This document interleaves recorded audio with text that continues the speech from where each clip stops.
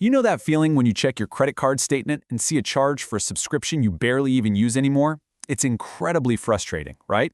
But the mere thought of navigating a giant maze to cancel it just makes you want to put it off entirely. Look, we've all been there, totally trapped in these complex recurring billing systems. Welcome to this explainer. Today, we're going to give you a clear, straightforward escape route out of one of the absolute biggest subscriptions out there.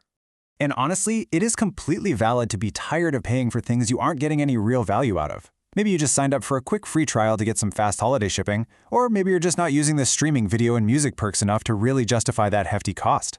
Whatever your reason is, taking back control of your digital subscriptions is hands down one of the fastest ways to instantly improve your personal finances. This explainer is going to save you the headache of clicking around in endless circles, and way more importantly, it's going to save you your hard-earned cash.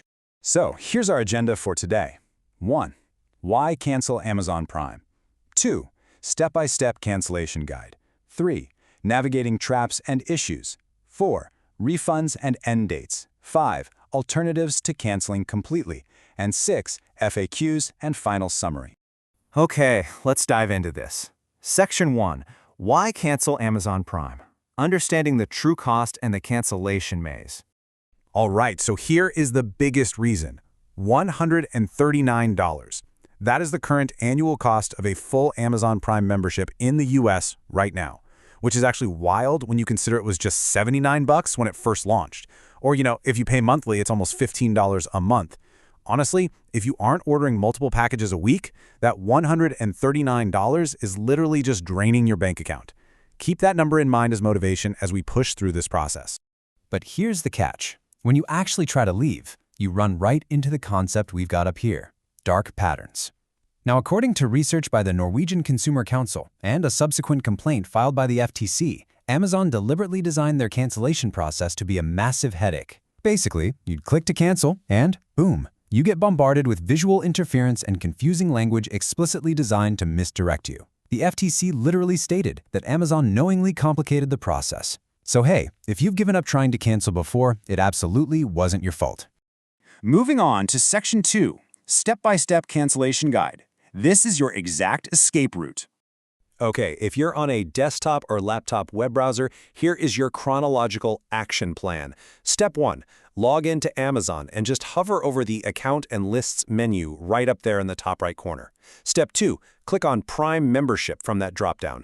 Step 3, look to the upper right area for a section called Manage Membership and click that to open it up. And finally, Step 4, click End Membership, or sometimes it says Cancel and More from that menu. Now, hold on. Do not celebrate just yet. Clicking this button does not mean you're fully canceled. It actually just opens the door to the final sequence. Now, if you prefer to use the Amazon mobile app on your smartphone, the steps are super similar, but just located in slightly different spots. Open the app and tap your profile icon. It looks like a little person right at the bottom. Then tap Your Account.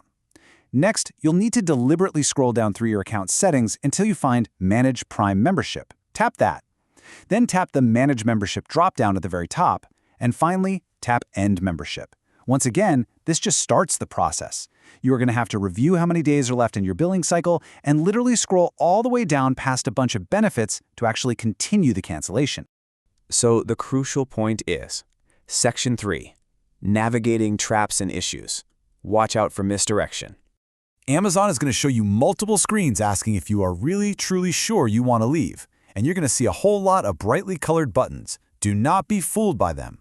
You must explicitly ignore buttons that say Remind Me Later, because that just keeps your auto-renew completely active. Ignore Pause Membership, because while it halts things temporarily, it absolutely does not stop future charges forever.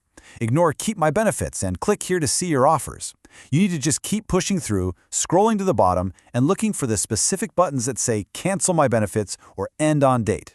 You'll very likely have to verify your choice twice before you're officially in the clear.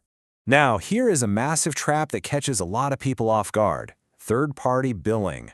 If you happen to sign up for Prime or Prime Video through a third party, say like the Apple App Store on your iPhone or the Google Play Store on your Android, well, the contract is actually held by Apple or Google, not Amazon.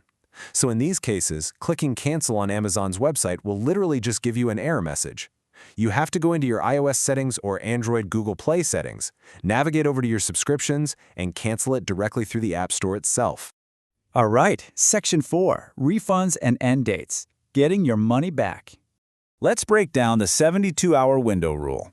If you recently signed up for a paid membership, or say you just converted from a free trial to a paid membership and totally forgot to cancel in time, you have exactly 3 business days to act. If you cancel within those 3 business days, Amazon will actually issue a full refund of your membership fee. However, just keep in mind they are going to deduct the exact cash value of any Prime benefits you use during those 3 days. Like, if you got expedited shipping on a package, they will withhold that exact shipping cost right out of your refund. But what if you've had Prime for a while now? Well, here's the standard active membership rule. If you cancel, and you haven't used any eligible benefits since your absolute latest charge, meaning you haven't bought a single thing with free Prime shipping, you haven't streamed a single movie on Prime Video, and you haven't used Prime Music, you are totally eligible for a full refund of your current billing period. The refund should process automatically within a few days when you cancel, but you can always reach out to customer service if it doesn't trigger. Now, if you have used benefits, your membership will simply remain active until the end of your current billing cycle, and then it will cleanly stop. Section 5. Alternatives to canceling completely. Still want some benefits?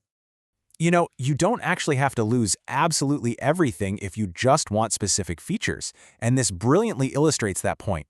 If you go into your membership settings, you can switch from a full Amazon Prime membership over to just a standalone Prime Video membership. Take a look at the price difference here. Full Prime is nearly $15 a month, but a Prime Video-only subscription is just $8.99 a month. Yes, you lose the free expedited shipping and Amazon Music, but you keep all your streaming shows. It's really a fantastic alternative if you primarily just use Amazon for entertainment. All right, Section 6, FAQs and Final Summary. Tying up loose ends. We've covered the main path, but let's quickly answer a few lingering questions. First, what happens to your other tied subscriptions? Well, if you subscribe to add-on video channels through Prime, those will automatically end right when your primary Prime membership ends. Second, what if you were gifted Prime? Unfortunately, memberships redeemed through a promotional or gift code are just not eligible for any cash refunds. And finally, what if you make a mistake? Don't panic. If you cancel, your account will show an end date. You can easily just jump back into your account and reverse the cancellation at any point before that specific end date arrives.